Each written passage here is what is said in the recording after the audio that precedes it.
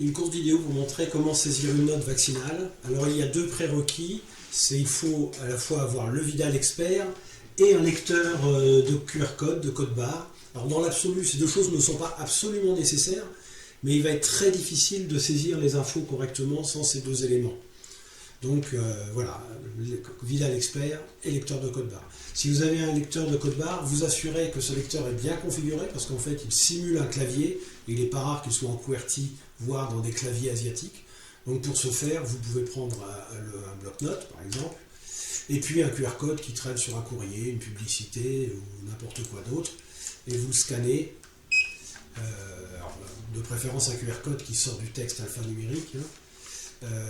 Voilà, et puis si le code sort bien, c'est que votre lecteur est correctement configuré.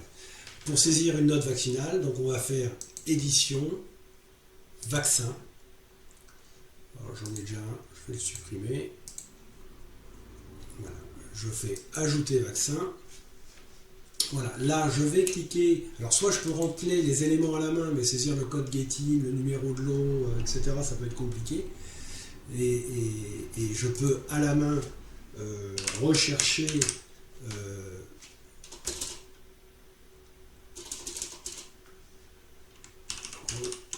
Pevax, voilà, je peux rechercher le médicament à la main, mais donc le mieux quand même, et le plus simple, c'est de cliquer donc sur le lecteur de QR code, puis de scanner le QR code qui est sur la boîte de vaccin, et ça va tout vous remplir. Donc le code gating, le numéro de lot, la date d'expiration, ça a été chercher les données, code CIP, CIS, tout ça dans le Vidal.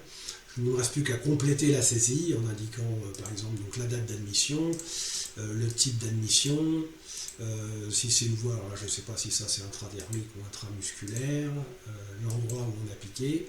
Il y a vos données, voilà, le rang de la dose, le nombre de doses.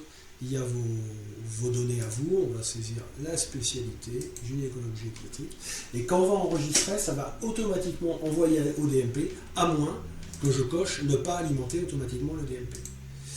Et donc là, je vais faire enregistrer, voilà, ça lance le DMP,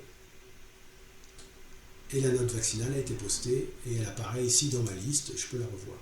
Voilà, donc quand je fais édition vaccin, j'ai la liste de tous les vaccins que j'ai fait. Et maintenant, si je vais voir dans le DMP, je lance la recherche. Alors voilà la note de vaccination que moi je viens de faire. On ne peut pas la consulter parce que c'est un format très codifié. Par contre, je vais pouvoir l'historique des vaccinations qui a été mis à jour du fait de l'envoi. Et si on va en bas, ben on voit le Repavax que je viens de faire à l'instant qui apparaît ici en plus d'autres essais que nous avons pu faire.